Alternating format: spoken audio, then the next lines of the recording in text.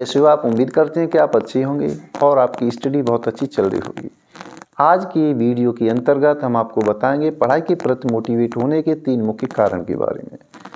बहुत से स्टूडेंट पढ़ते पढ़ते डिमोटिवेट हो जाते हैं, पढ़ाई से ऊब जाते हैं, उनका मन पढ़ाई में नहीं लगता है।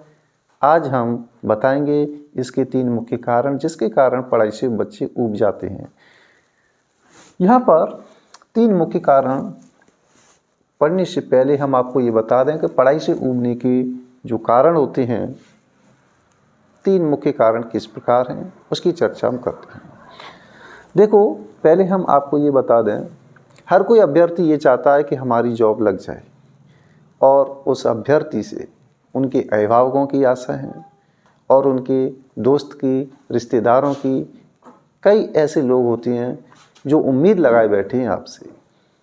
तो आपको इन किन प्रकार सफलता हासिल करनी है। पढ़ते पढ़ते अभ्यर्थी ऊब जाते हैं, उनका मन पढ़ाई में नहीं लगता है। क्यों नहीं लगता है उसके बारे में हम आपको बताते हैं। तो पहले देखो, पहला मुख्य कारण होता है एक ही विषय को पढ़ते रहना।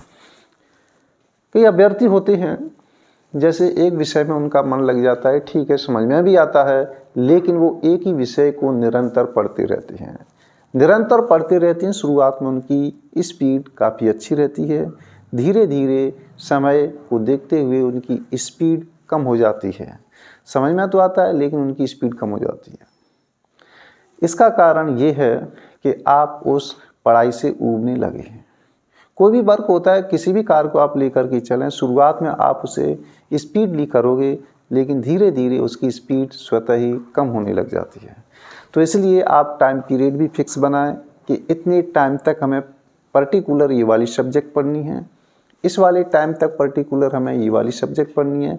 इस तरीके से आप डिफरेंट सब्जेक्टों को समयांतराल के अकॉर्डिंग पढ़ते रहें।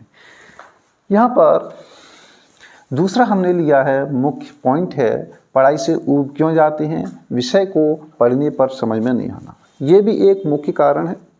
कई सारे कारण हो सकते हैं, लेकिन हम यहाँ पर 3 मुख्य कारण की बात कर रहे हैं। दूसरा मुख्य कारण है विषय को पढ़ने पर समझ में नहीं आना। अभ्यर्थी जैसे किसी सब्जेक्ट को पढ़ रहा है, तो पढ़ते समय अगर वो आगे समझ में नहीं आती है, कोई कॉन्सेप्ट रह जाता है, तो वह ऊब जाता है। समझ में नहीं आता है, एनालिसिस करता है, लेकिन फिर भी समझ में नहीं आने के कारण उसका जो दिमागी संतुलन होता है वो बिगड़ने लगता है केवल उस टॉपिक की प्रति।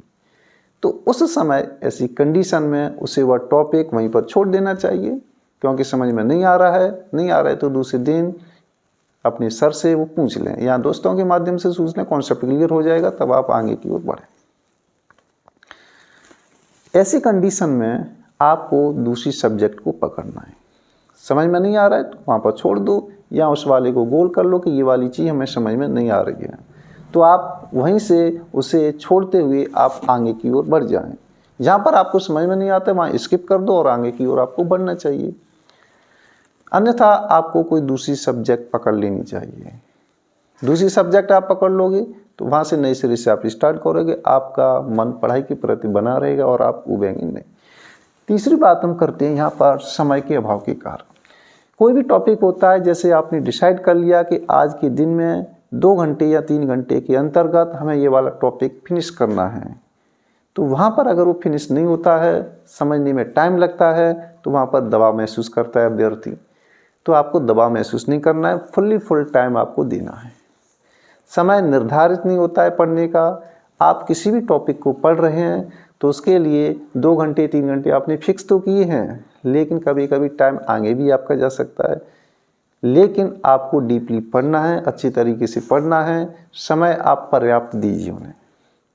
जैसे 2 घंटे का हो सकता है 3 घंटे लग जाए, कोई बात नहीं है, लेकिन आपको पर्याप्त समय देना है समझने के लिए, तभी आपका वो टॉपिक क्लियर होगा।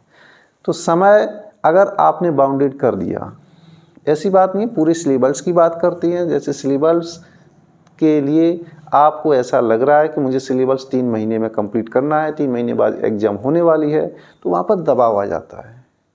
तो वह समय का दबाव नहीं आना चाहिए, नहीं तो आप उसे फास्टली पढ़ोगे, रफली आप पढ़ोगे, आप समझ में नहीं आएगा, कॉन्सेप्ट क्लियर आपका नहीं होगा। तो यहाँ पर ऊबने के जो 3 मुख्य कारण थे वो मैंने बता दिए। एक ही विषय को पढ़ते रहना, एक ही विषय आपको बार बार नहीं पढ़नी है, चेंज करते हुए आप पढ़िए। एक सब्जेक्ट पढ़ ली, टॉपिक क्लियर हो गया, इसके बाद दूसरी सब्जेक्ट उठा लें। इस तरीके से क्या है, आपकी स्पीड जो है वो निरंतर बरकरार रहेगी। यहाँ पर दूसरे के बारे में हमने बताया कि विषय को पढ़ने पर समझ में नहीं आए तो वहाँ पर आप स्किप करते हुए आगे की ओर बढ़ जाएंगे। तीसरा पॉइंट हमने बताया था समय का अभाव के कारण समय आपको पर्याप्त देना ही देना है, ऐसी बात नहीं है। एक बात और मैं आपको बताना चाहता हूँ इस वीडियो के अंतर्गत, आपका जब पढ़ाई में मन नहीं लगता है उस कंडीशन में आप रिवीजन कीजिए। सबसे अहम भूमिका निभाएगा आपका रिवीजन। आप बोर हो जाते हैं कि अब मुझे कौन सी सब्जेक्ट नहीं पढ़नी है, आप थोड़ा सा बाहर टहल लें, रेस्ट ले लें, 5-10 मिनट का, 10-15 मिनट का आप रेस्ट देते भी हैं तो टहलते हुए आप रिवीजन करें, एनालिसिस करें। कोई मैथमेटिक्स का स्टूडेंट है तो वो फॉर्मूलों से संबंधित रिवीजन कर सकता है, और कोई भी दूसरा है जैसे पॉलिटिकल साइंस है किसी के पास, तो वह केवल जो महत्वपूर्ण बिंदु होते हैं उनका रिवीजन करें। रिवीजन महत्वपूर्ण भूमिका निभाएगा, इसलिए खाली समय में आप रिवीजन जरूर करें। रिवीजन ही आपके लिए बहुत अहम भूमिका निभाएगा। तो दोस्तों, आप मोटिवेट रहें, डिमोटिवेट आपको होना ही नहीं है। बहुत से आपसे आशा लगाए बैठे हुए हैं, बहुतों की उम्मीद है कि इनका सिलेक्शन होने पर हमारा नाम रोशन होगा। उम्मीद करते हैं कि आपको ये वीडियो अच्छी लगी होगी, तो वीडियो को लाइक करें, शेयर करें, सब्सक्राइब जरूर करें। Thank you for watching.